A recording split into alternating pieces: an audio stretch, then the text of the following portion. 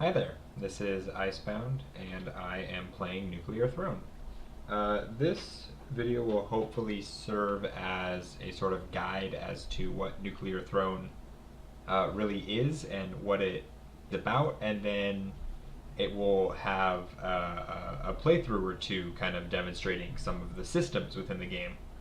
Um, Nuclear Throne is a roguelike where the ultimate goal is to progress through a series of levels by killing every enemy within a level. Every level is randomly generated. The types of enemies are pulled from a certain pool depending on what level you're on. But how many of each of those enemies, their positioning, the layout of the level, everything is randomized. Further, the layout of the level, the design, the map itself is different on every level. And within that, you find various weapons of varying powers that help you progress throughout the game. And lastly, you acquire experience called rads from killing enemies, which level you up. And when you level up and are transitioning between levels, you are able to select a mutation for yourself that enhances your ability to progress. And the ultimate goal is to get past the final level,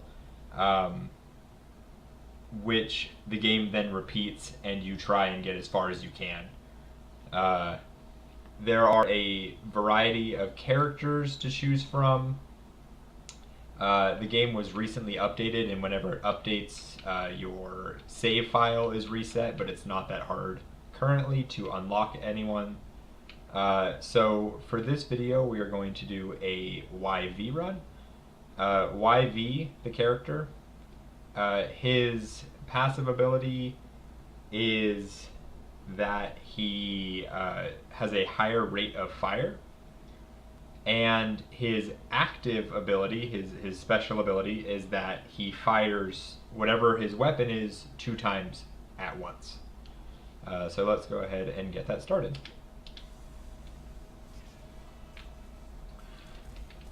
So this is obviously the first stage in the game. You start off, that was some bad damage right there. You start off with a golden revolver on IV. Most characters start with just a basic revolver, but YV is a little special because he. I haven't really looked into the backstory. I really need to read the wiki about this a little bit more, but he was rich or famous or something before whatever events transpired to cause this fallout. And so, what better way to show that in a post-apocalyptic world than having your gun be made of solid gold? So I have put myself in a very bad spot already. This could be a very short run.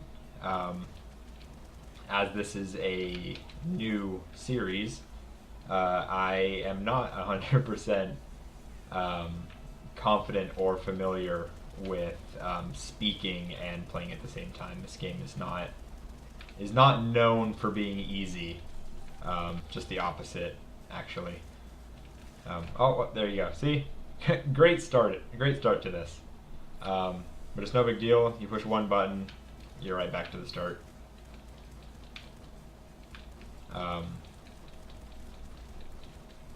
And as I get a little bit more into it, now that I've explained it and whatnot, I can start explaining what these mutations will be when I get them. So you see there's 4 to choose from. I can have a percent-based chance to heal when I kill something. Explosions won't kill me. My max health is increased, or anytime I get hurt, all the enemies get hurt, which is an interesting concept because typically speaking, you don't really want to get hurt, but it kind of lessens the blow of being hurt. But I think for right now, I'm going to choose Boiling Veins because getting hurt by explosions in the future is a very definite possibility. And I also have a grenade launcher, which you very much can blow your face off. So Boiling Veins will help prevent that. That was a fairly straightforward level.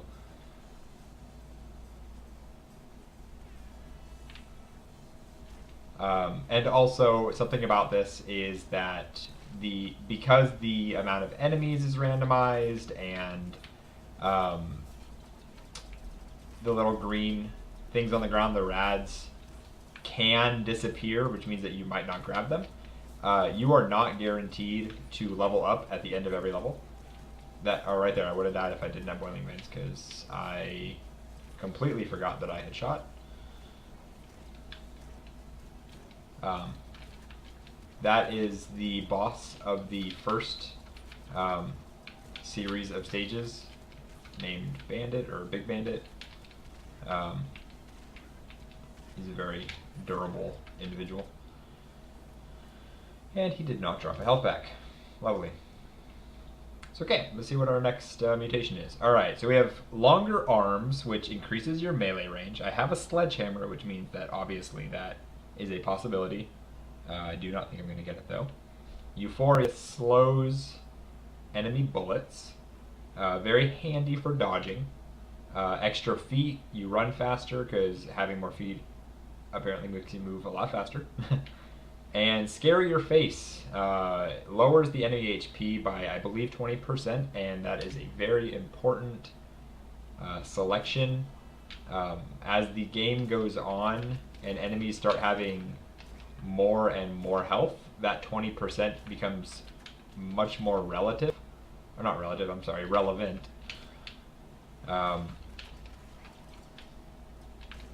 So it's really a great mutation to have, regardless of what build you're going, what weapons you have. Scary Face will always pay out in some way. And at this point we have leveled up. I'm going to find a secret right here, this cover right here, this manhole cover. If you hit it with an explosive, you will be taken to... Actually, I will let it speak for itself and have people figure this one out. I imagine most people who have played the game understand it, but for anyone who hasn't, it's a pretty humorous reference thrown into the game. The choices here are, if I touch an enemy, they get hurt. There are some enemies you can touch and not get hurt, so you can basically run your face into them and save ammo. Stress raises your rate of fire the lower your health, very useful.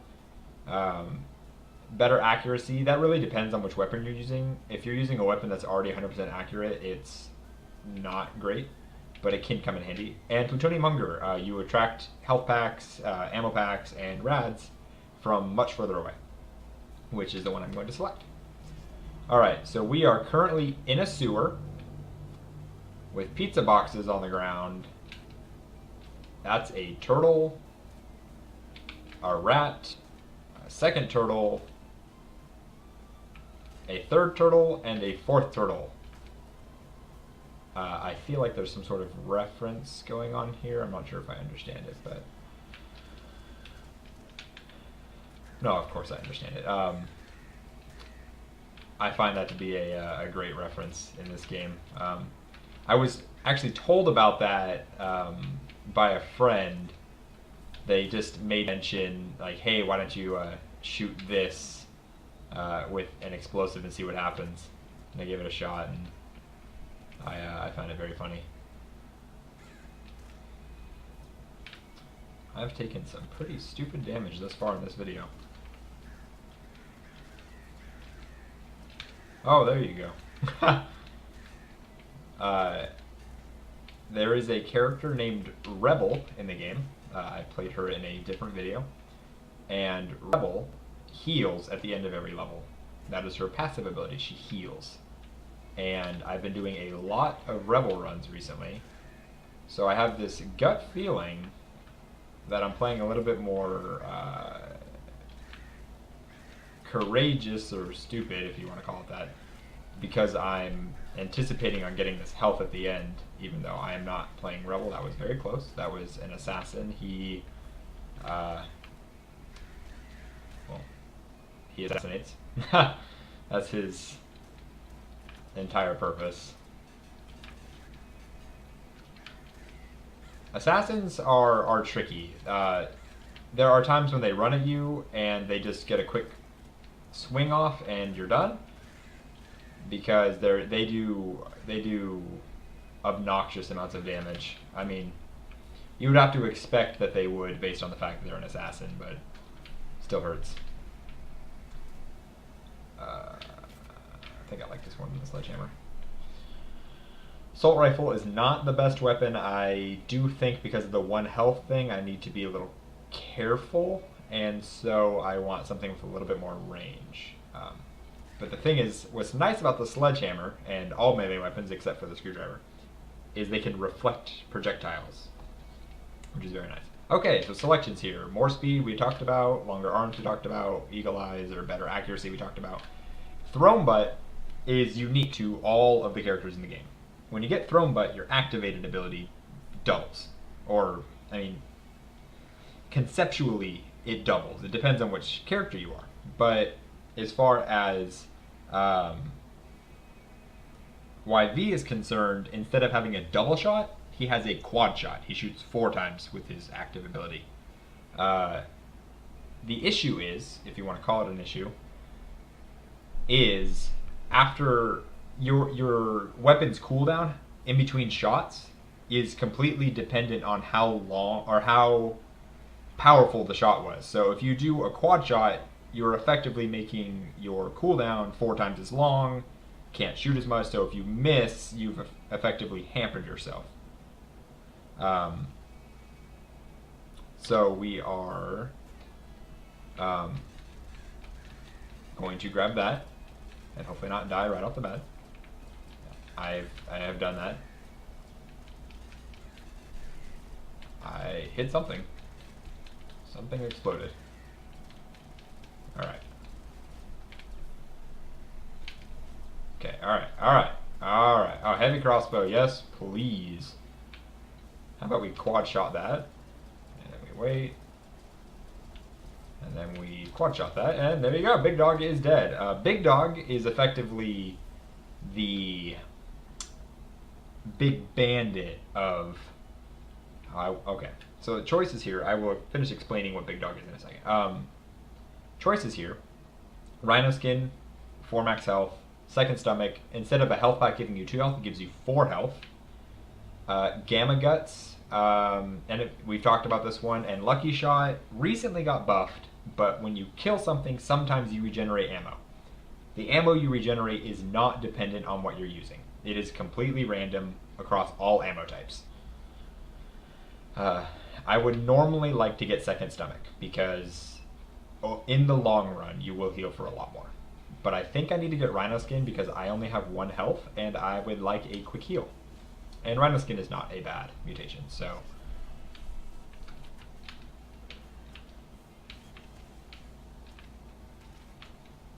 I'm just trying to play this safe a little bit. If you recall the rats in the last world, or the sewers, they kind of arbitrarily ran at you. They didn't really have an attack pattern. These are kind of rats on steroids. They will, obviously I would have died right there without boiling veins. But that is why you get boiling veins. Well, especially when you're using something like this. Try and play it safe. See if we can, nope. See if you see those little sparkles. You have to be aware. Oh, this is just bad. That was a lot of health packs. Okay, well, that ended better than expected. This is probably the longest I've ever gone with a grenade launcher, honestly. Now that I think about it. But I guess I mean, as you've seen, there's been plenty of times in this video alone where without boiling veins I would have died instantly. So I feel like that kind of weighs on my normal decision making as far as whether or not to use a grenade launcher. So I never finished explaining Big Dog. Big Dog is the Scrapyard's version of Big Bandit. It is a big dog.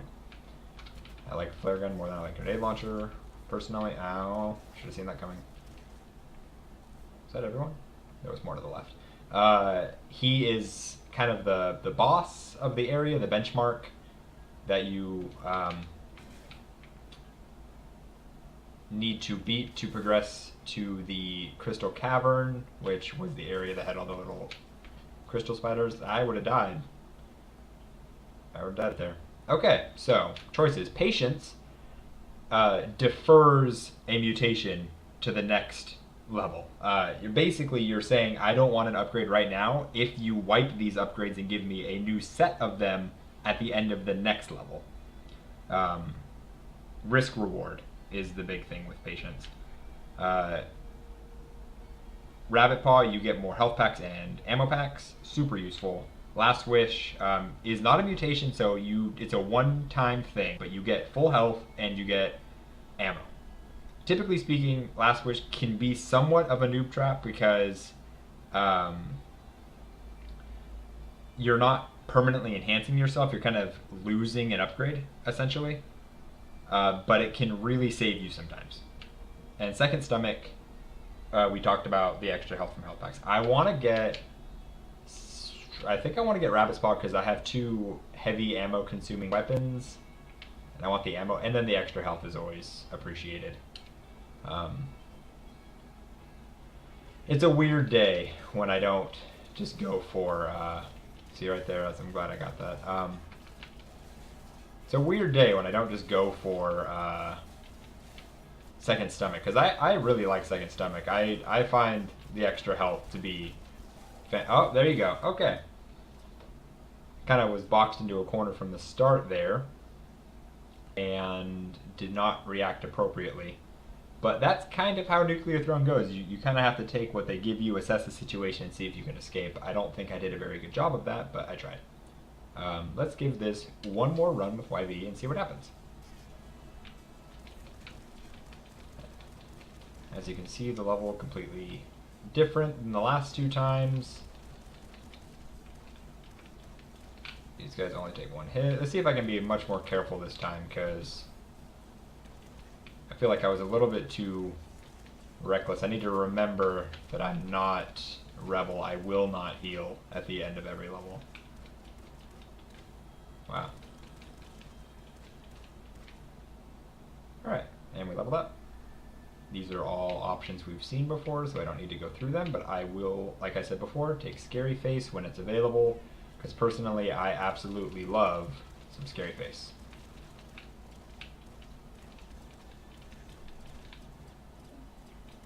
I prefer Revolver over Slugger, personally. The Revolver is just a very versatile weapon because it does decent damage, and you can really control how much you're firing. So if you're careful, it doesn't waste any ammo.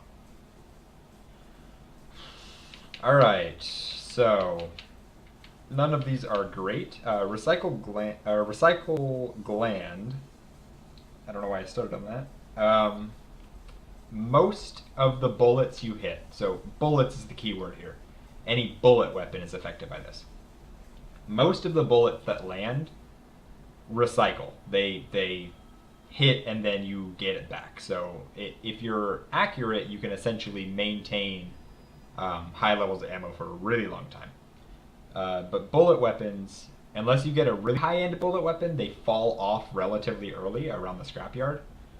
So I think I want to get Eagle Eyes.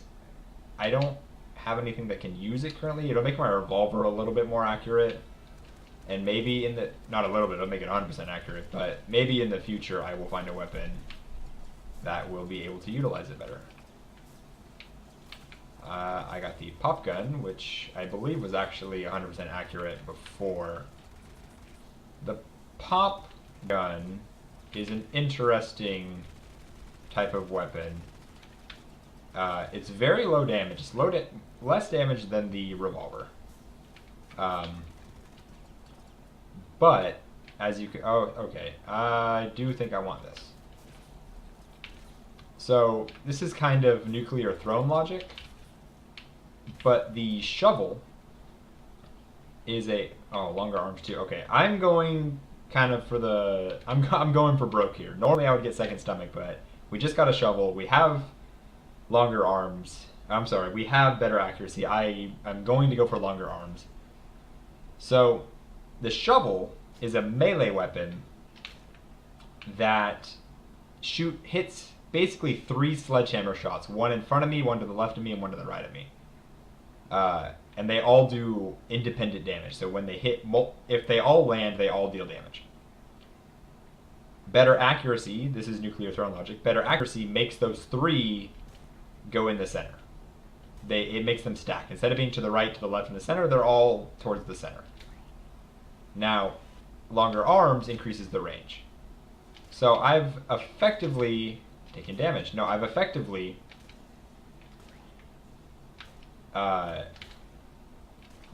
basically gone a shovel build. It's risky in that you have to get close for shovels to work, obviously. It's a melee weapon. But it does so much damage, in my opinion. It does so much damage, and it can reflect weapons, making it somewhat safe, that it kind of works out. As long as you're taking your time and being somewhat careful, which I've never been great at. But, you know, somebody better than me, if you're careful, you can make it work. I've always liked this as a build. There was a time when I would actively try and create these builds, even when I didn't have a shovel, just in hopes that one would drop. I really like the flame shotgun, but I think I want to stick with the crossbow for now. Okay, see right there, that was a moment the assassin could have done what assassins do. I got lucky, in my opinion. Flamethrower dropped. I don't think I want that. I would like to stick with what I've got. See, I don't know. Something about this build, I like running around and smacking people with a shovel. Alright, alright. And let's see what our upgrade is. Okay, we got more speed, which ultimately will come in handy if you're trying to use a melee weapon. Shotgun shells bouncing does not help currently. Touching you takes damage, could be useful, but I don't want it. This is dependent on getting a laser weapon, which laser weapons, in my opinion, are the most powerful of the weapons, but I don't like banking on this.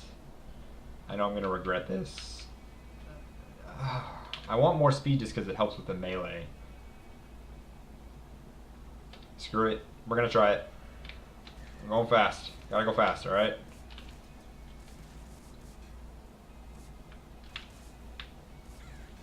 My mentor, Sonic, has always told me, you gotta go fast.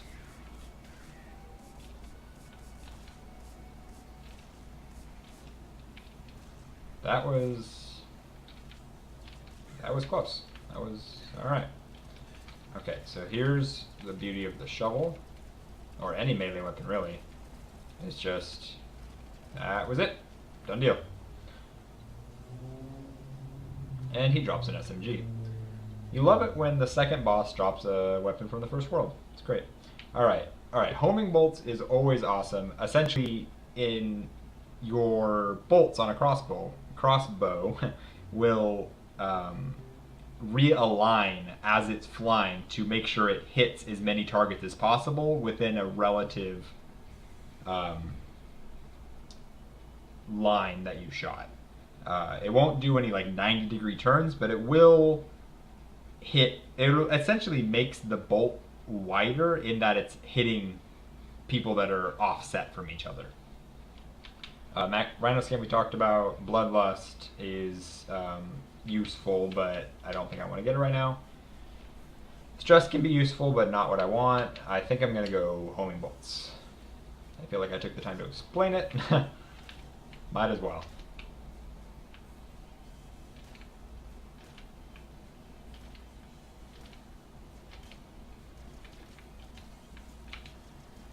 That was dangerous. Alright, I feel like we've got a pretty good build going on here. They really want to throw that flame shotgun at me, don't they? Alright, alright. Alright, okay, calm down. So, quick explanation. Those big turtle guys with the flat heads. The little like alright, see, there's the laser weapon. But at this point we have homing bolts. Doesn't even matter. They really want me to have SMGs too. So these guys right here, they kind of wander around,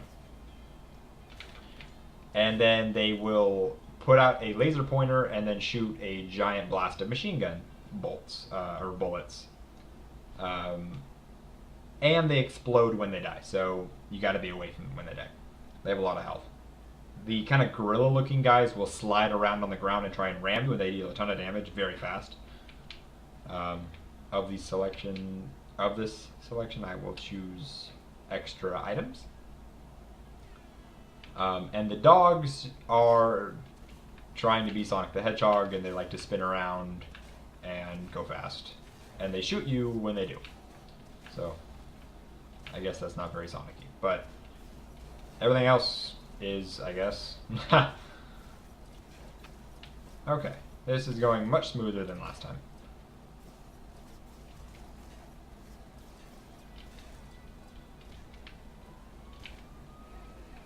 Alright, okay. So, what's happening here is I'm taking pain. The guys in blue are called the IDPD, the Interdimensional Police Department. I may have gotten that wrong, I apologize. I'm going to pause to explain what just happened. They are the IDPD, and there are shrines on the second level of every world. So this is the snow world. On the second level of the snow world, there's a shrine. Second level of the scrapyard, there's a shrine, not the desert. And if you deal enough damage, or if enemies deal enough damage to the shrine, the IDPD show up and they try and kill you because you're hurting the shrine. Kind of a big game secret storyline wise. And if enough rads drop next to the shrine and the shrine dies, you get taken to a special location where I just went. And you get to select a crown, which is the little guy above me. You can select no crown, but the crowns effectively change how your game works. They usually are double-edged swords in that they provide you some benefit at some cost. So the one that I selected is called Crown of Love, and all of the weapon crates on every level from now on will become ammo crates instead. You get less weapons, but you get more ammo. So nice little bonus, but you kind of want to be happy with the weapons you have when you get it. Alright, see what we got. We are going to have the boss of this level appearing. He flew overhead just like there he is.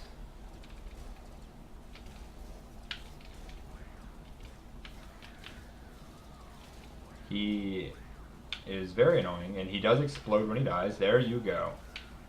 Ouch. That's an IDPD grenade. That was close. I almost killed myself on that. Alright. Well, this is going well. I've beaten the boss of the level, which is honestly the hardest part of the level, in my opinion. Just because he's very erratic and... Oh, okay. Maybe it is not the hardest part of the level.